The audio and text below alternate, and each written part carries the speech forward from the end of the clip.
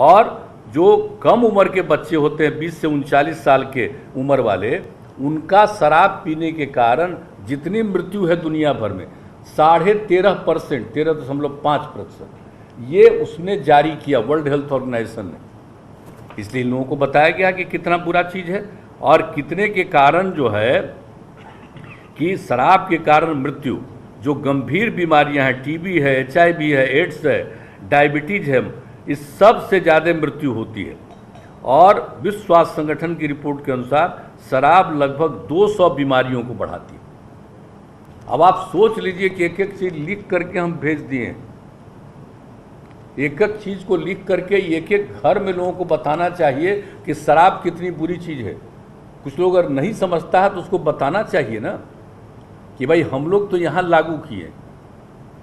और आप बताइए कि दुनिया के स्तर पर वर्ल्ड हेल्थ ऑर्गेनाइजेशन ने जब समूचा इसके बारे में रिसर्च किया है तो ये पता चला है तो कितना बुरा चीज़ है शराब और कितनी गंभीर बीमारियों के लोग शिकार होते हैं।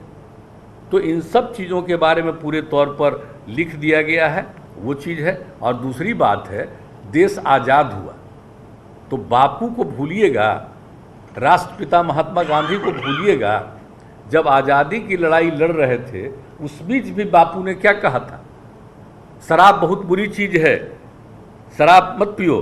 शराब आदमियों से न सिर्फ उसका पैसा छीन लेता, यानी शराब पीजिएगा तो आपका पैसा ही खाली बर्बाद नहीं होता बल्कि बुद्धि को भी हर लेता।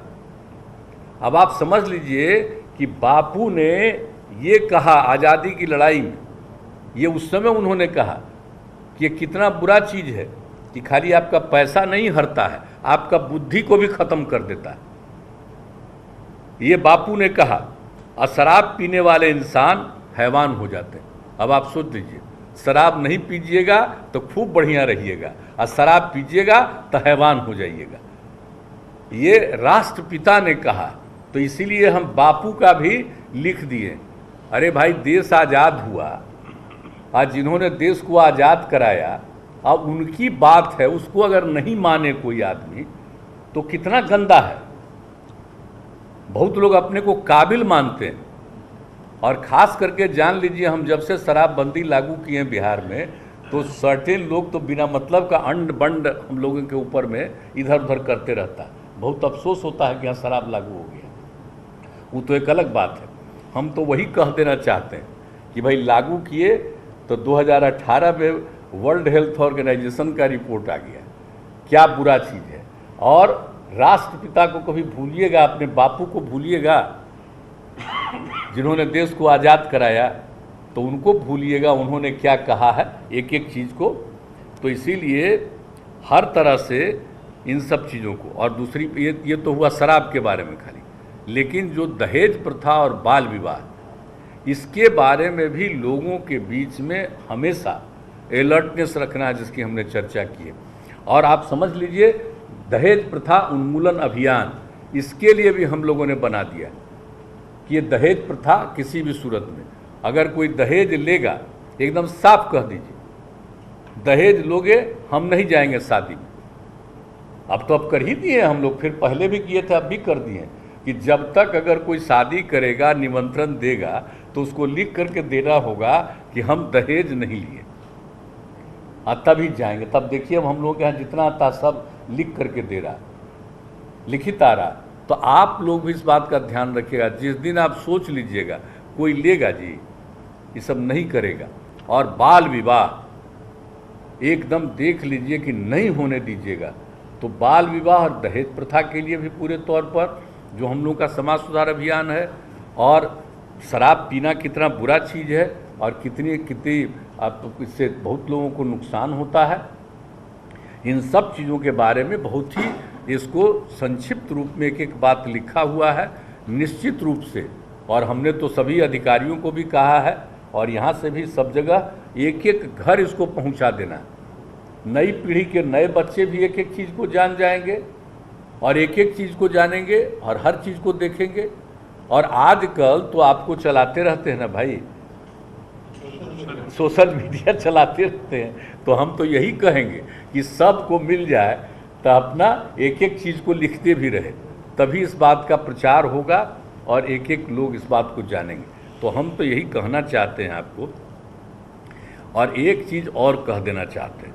आप समझ लीजिए कि जो कुछ भी हम लोगों ने काम करना शुरू किया है, सतत जीविकोपार्जन योजना जब हम लोग लागू किए थे, तो जो लोग शराब से जिनको बंद करना पड़ा था, तो सतत जीविकोपार्जन योजना में एक तो वैसे लोग जो देहाती इलाके में बहुत ही ऐसी स्थिति में हैं जो कुछ नहीं कर पा रहे हैं, बुरे हाल में, उनको स्थिति को बेहतर करने के लिए उनको कुछ 1 लाख रुपया तक का इंतजाम करके कई प्रकार का सब तरह का सुविधा देना, सतत जीविकोपार्जन योजना हम लोगों ने शुरू करा दिया था 18 से। और सतत जीविकोपार्जन योजना का लाभ, और दूसरा हम लोगों ने जो शराब जो बनाते थे और छोड़ दिया, तो वैसे परिवारों को भी हम लोगों ने किया, तो काफ़ी अच्छी संख्या में, और जो समझ लीजिए कि ये उनको इतनी सुविधा मिली और कई जगह पर जाने का मौका मिला है, लोगों ने दिखाया है सतत जीविकोपार्जन योजना से कितना लाभ हुआ है। अब हम लोगों ने इस बार जो समाज सुधार अभियान चलाया है, सतत जीविकोपार्जन योजना का और विस्तार कर दिया है कि अब सब लोग इस काम को और करें। और एक सुझाव हम लोगों ने दिया है नीरा उत्पादन के लिए। आप समझ लीजिए सभी परिवारों को भी दिया जाएगा जो ताड़ी के स्थान पर नीरा उत्पादन का काम करेंगे। अब बहुत लोग होते हैं, आप जानते ही हैं, पासी समाज के लोग होते हैं जो करते रहते हैं, तो ये ताड़ी वाला जो होता है उस पेड़ पर, तो उसकी जगह पर उसको माने सुबह सूर्योदय होने के पहले ही अगर वो होगा तो वो नीरा के रूप में आता है। तो नीरा का लाभ कितना है, कितना का बहुत मीठा नीरा का स्वाद होता है, स्वादिष्ट होता है, और हेल्थ के लिए बहुत ही वो व्यावहारिक होता है। और नीरा से गुड़ और पेड़ा का भी पैदा होता है। तो ये नीरा अगर पैदा होगा तो आप समझ लीजिए कि पैदा करिएगा तो इसका लाभ बहुत होगा। और हम लोग जो कुछ भी समाज के लोग करना चाहेंगे, ताड़ी वाले को छोड़ करके ताड़ के पेड़ पर ये काम जो शुरू करेंगे, ज़रूरत पड़ने पर 1 लाख रुपए तक की मदद करने का हम लोगों ने तय कर दिया। तो हम आप सब लोग जो जनप्रतिनिधि हैं, ये आग्रह करेंगे, एक एक चीज़ को देखिए और इन सब चीज़ों को देखिएगा, बहुत लाभ होगा। और आप देख लीजिए कई गाँव में, कई जिलों में जो बन रहा है, और नीरा कितना उपयोगी चीज़ है। तो इन सब चीज़ों का जब उपयोग करिएगा तो हम भी आग्रह करेंगे कि नीरा को भी आप लोग इसको बढ़ाने के लिए कोशिश करिएगा। तो जो कुछ भी बात है और आपको जो अधिकार मिला है, आपको जो जिम्मेवारी मिली है, उसके बारे में सभी लोगों ने अपनी बात रखी है। और ये रेगुलर जो इन्होंने बता दिया है, जितने दिनों की ट्रेनिंग होगी, एक एक बात की ट्रेनिंग दे देंगे। आपका जो कर्तव्य है, आपको जो करना चाहिए और जिसका लाभ हो, और हम लोग तो चाहते हैं पूरा इलाके का विकास हो, पूरे बिहार के विकास के लिए हम लोग कितना काम कर रहे हैं। और याद है ना कि पहले क्या हालत था, कोई घर से शाम होते होते निकलता था जी, आज